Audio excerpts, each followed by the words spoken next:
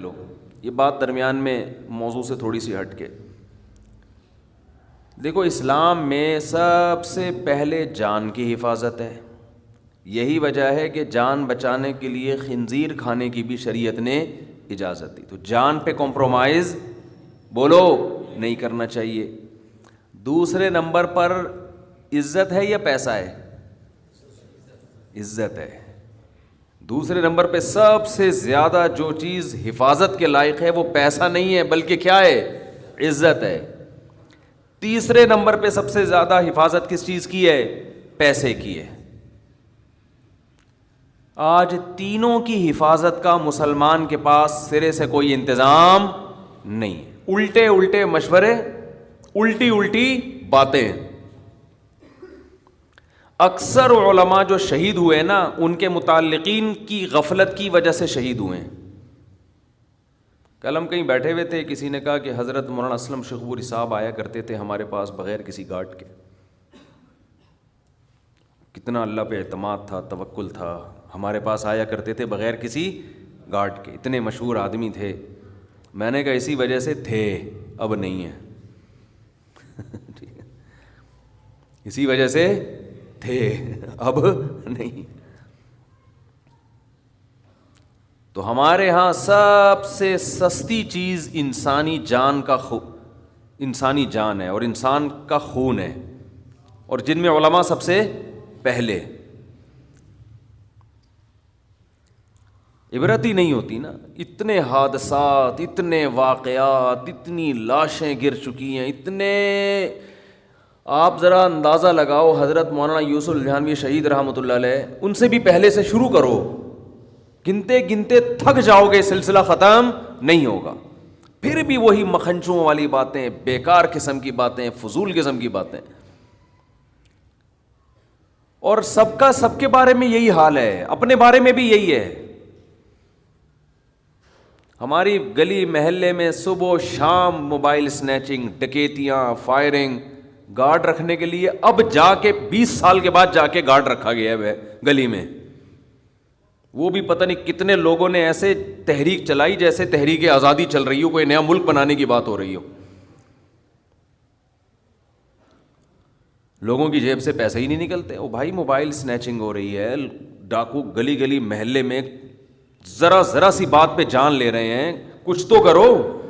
بس گورنمنٹ کو گالیاں دیں اور پتلی گلی سے نکل لی، اپنی باری کا انتظار کر رہے ہیں.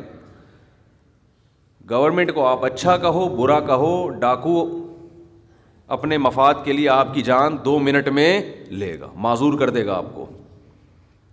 لیکن نہ اپنی حفاظت کے لیے کوئی اسلحہ رکھا جا رہا ہے، لائسنس بنوایا جا رہا ہے، نہ کوئی اور سب عوام کا بھی یہی حال ہے. نہ گلی محلے میں کوئی انتظام کیا جا رہا ہے. پہلے بیریئر لگا دیے تھے تو زگ زیگ کھیلتے رہو بس گلیوں میں. سانپ والا نہیں ہوتا تھا یہاں سے جو، تو ہم بھی سانپ والا سچی مچی میں شروع ہو گئے تھے. یہاں سے گئے بند ہو گئے، اب وہاں سے گھوم کے جاؤ، پھر ادھر سے گئے آگے بند ہے، پھر وہاں سے وہ سانپ والا بن گیا تھا پورا. پہلے موبائل میں آتا تھا نا سانپ والا.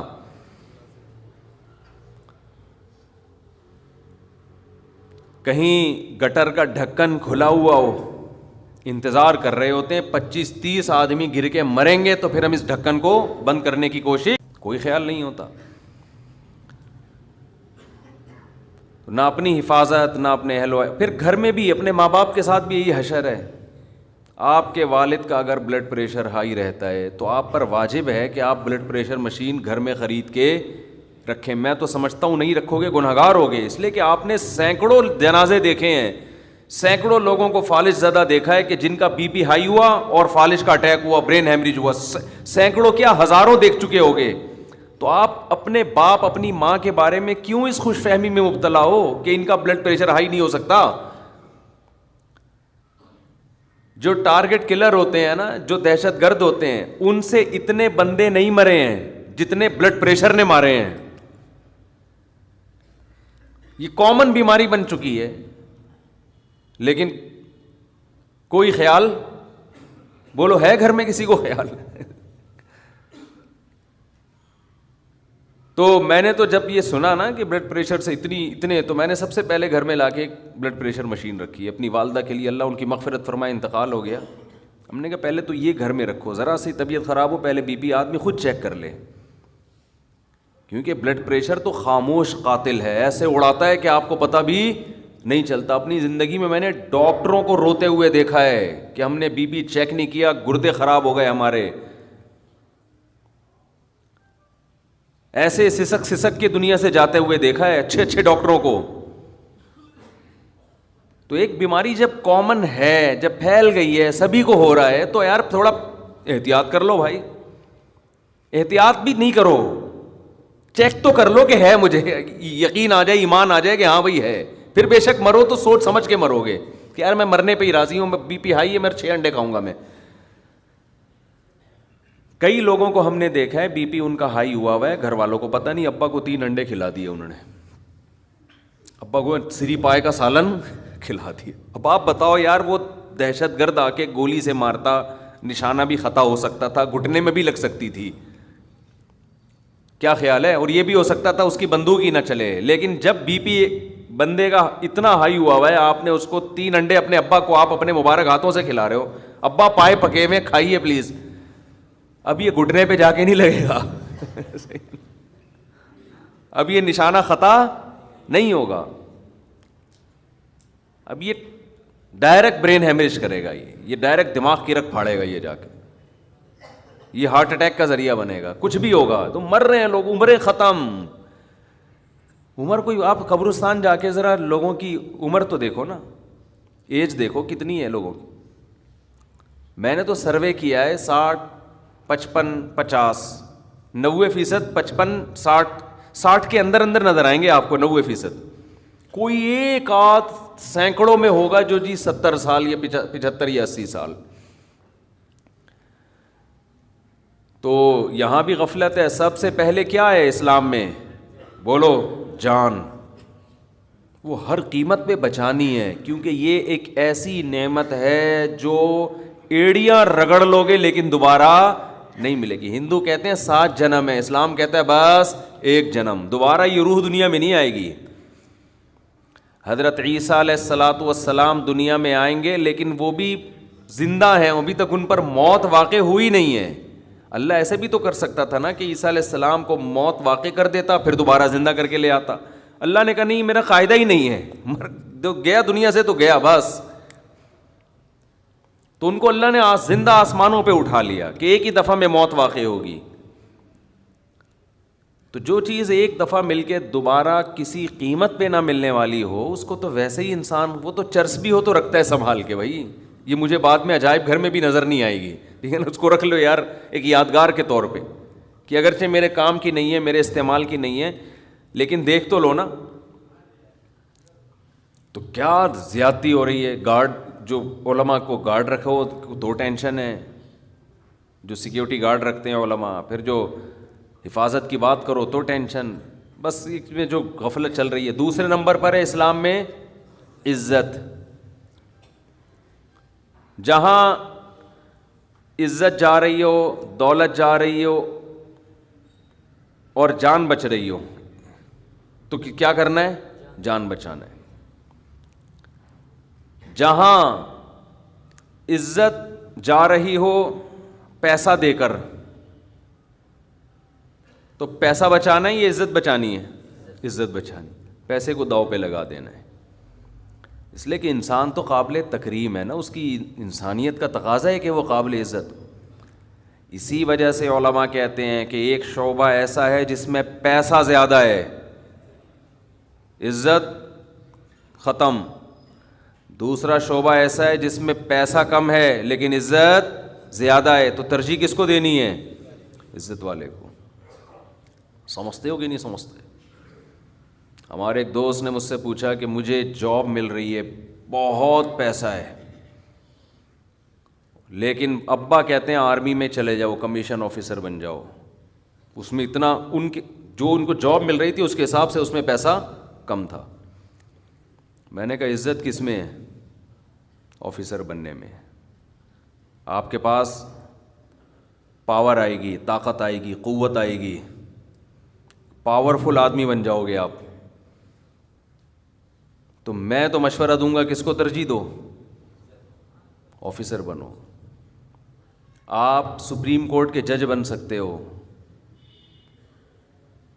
اور ایک طرف آپ کے پاس کوئی ایسا کاروبار ہے یا ایسا طریقہ ہے جس میں آپ پیسہ بہت آ جائے گا، عہدہ نہیں ہوگا، تو ترجیح کس کو دینی ہے؟ عہدے کو، عہدے کو ترجیح دینی ہے، اس میں عزت زیادہ ہے۔ آپ کی عزت کیوں زیادہ ہے؟ آپ پاورفل بنو گے، آپ بہت کچھ کر سکو گے، لوگوں کی نبض آپ کے ہاتھ میں ہوگی، سمجھتے ہو؟ آپ لوگوں کی تقدیروں کے فیصلے کرو گے۔ تو اسلام کا مزاج ہے کہ اسلام چاہتا ہے آپ پاورفل بنو، پیسے میں بھی پاور ہوتی ہے ایک خاص حد تک، عہدے کی پاور اس سے زیادہ ہے۔ اسی لیے آپ نے دیکھا پڑھے لکھے لوگ اگرچہ پیسہ کم ہو، وہ ان پڑھ لوگ جن کے پاس پیسہ زیادہ ہو، پھر بھی ان ان پڑھ سے دیکھنے میں اچھے وہ پڑھے لکھے لگ رہے ہوتے ہیں جن کے پیسہ کم ہوتا ہے۔ وہ پڑھے لکھے زیادہ سلیقے والے ہوتے ہیں، زیادہ میچور ہوتے ہیں، ان کی بات کا انداز، بات چیت، ان کا مینٹل لیول، یہ ہر لحاظ سے اس دولت مند سے یہ بہتر ہوتے ہیں۔ تو اپنی اولادوں کے لیے بھی اس کا انتخاب کیا کرو۔ شریعت میں کاروبار کو ملازمت پہ ترجیح دی گئی ہے۔ اس کی ایک بڑی وجہ یہ بھی ہے کہ اگر جاب کہیں ماتحت ہو کے کرو گے تو کاروبار میں عزت، یعنی اگر آپ کسی اچھے عہدے سے ترجیح دے رہے ہو پھر تو عہدے میں عزت زیادہ ہے، لیکن اگر عہدہ ہٹا کے ملازمت کر رہے ہو اور ایک طرف بزنس کر رہے ہو تو عزت کس میں زیادہ ہے؟ بزنس میں، کیونکہ اس میں آپ کو کسی کے ماتحت رہنا نہیں۔ آپ کا ٹھیلا بھی ٹماٹر کا اپنا ہے نا، تو کوئی آپ سے پوچھے گا نہیں کہ تو 8 بجے کیوں آ رہا ہے، تیرے باپ کا آفس ہے یہ۔ 8 بجے تو ویسے جاتے بھی نہیں لوگ، 11 بجے اتنے اچھے ہونا شروع ہو جائیں کہ 8 بجے پہنچ جائیں، پھر تو کیا ہی بات ہے نا۔ تو اسلام کس کو ترجیح دیتا ہے؟ تجارت کو۔ آپ کے کوئی پوچھنے والا نہیں ہے، اللہ چاہتے ہیں کہ غلام بنو صرف اللہ کے۔ باس کی چمچہ گیری، ہر وقت مکھن سامنے بیٹھ کے، مکھن جیسے ہی اٹھ کے جائے گا غیبتیں اسٹارٹ۔ تو اسلام کا یہ مزاج نہیں، اپنا کاروبار۔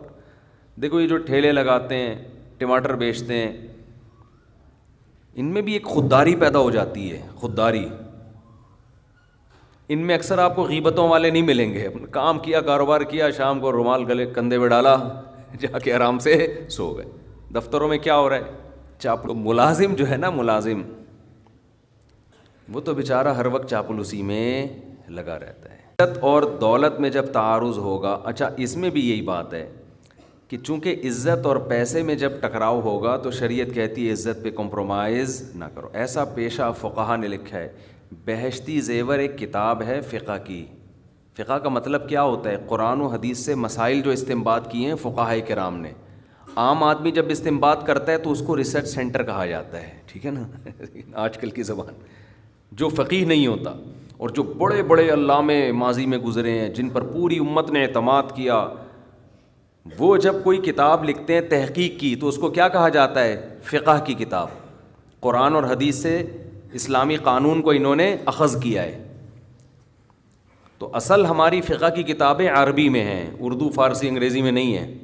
تو انہی عربی کتابوں سے پھر مختلف زبانوں میں ترجمے بھی ہوئے ہوئے۔ تو حضرت مولانا اشرف علی تھانوی رحمہ اللہ تعالیٰ کی ایک کتاب ہے بہشتی زیور، جس کو جامعۃ الرشید نے آسان کر کے چھاپا ہے، کیونکہ پرانی اردو میں ہے، اس میں بہت سی ایسی چیزیں بھی ہیں جو اس زمانے کے حساب سے تھیں، آج اس کی ضرورت نہیں ہے۔ تو آج کے حساب سے اس کو آسان کر کے چھاپا ہے، تو اس کا نام بن گیا تسہیل بہشتی زیور، یعنی تسہیل کا معنی آسان کر دیا۔ وہ کتاب ہر گھر کی ضرورت ہے، اس کو لازمی رکھیں گھروں میں، پڑھا کریں اس کو۔ خاص طور پہ خواتین جو حیض و نفاس کے مسائل آج کل نہیں جانتی ہیں، نماز کے مسائل ہیں اس میں، کب مینسز شروع ہوتے ہیں، کب بند ہوتے ہیں، نفاس کے مسائل کیا ہیں، کب غسل فرض ہوتا ہے، یہ احکام بہت ڈیٹیل میں اس میں، وہ ہر گھر کی ضرورت ہے۔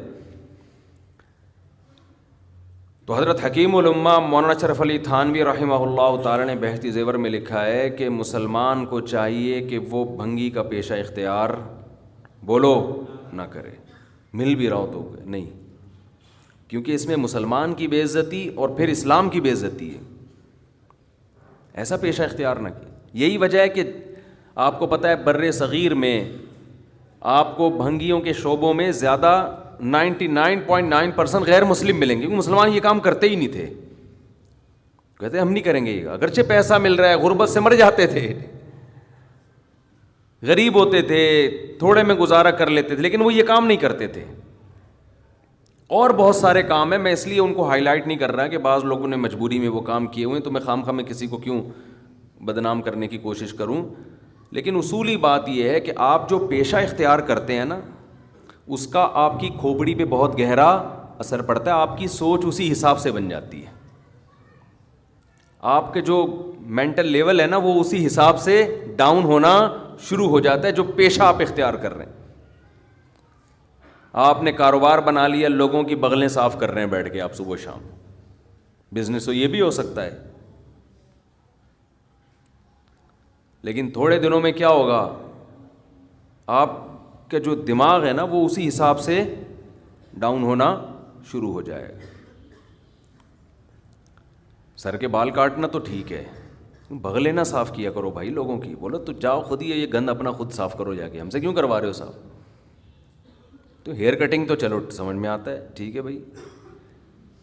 تو یہ تو میں نے ایک آسان سی مثال دی ہے سمجھانے کے لیے کہ کام وہ کرو جس میں گھٹیا پن نہ ہو. تو خیر کہاں سے کہاں بات چلی تھی, عزت, اور جب پیسے کی بات آئے تو ترجیح کس کو دینی چاہیے, عزت. عزت پہلے, پیسہ بعد میں. اور تیسرے نمبر پر پیسے کی حفاظت, وہ بھی شریعت میں ہے. جب نہ جان جا رہی ہو نہ عزت جا رہی ہے تو پھر پیسہ بھی شریعت میں حکم ہے کہ اس کی بھی حفاظت کرو. دنیا مسافر خانہ ہے, میں بار بار بیان میں کہتا ہوں, میں کیا کہتا ہوں, قرآن کہتا ہے, لیکن اس کا مطلب یہ نہیں ہے کہ اس میں چیزیں پھینکنا شروع کر دو آپ کہ یار ویسے ہی گزر جائے گی تو کوئی بات نہیں, اڑا دو, ختم کر دو, مر جائیں گے تو ویسے ہی ختم ہو جائے گا. تو مر جائیں گے تو ختم ہوگا, لیکن اس سے پہلے ختم ہو گیا تو ٹائم سے پہلے مر جائیں گے. سمجھ رہے ہیں, اعتدال ہے نا اسلام میں.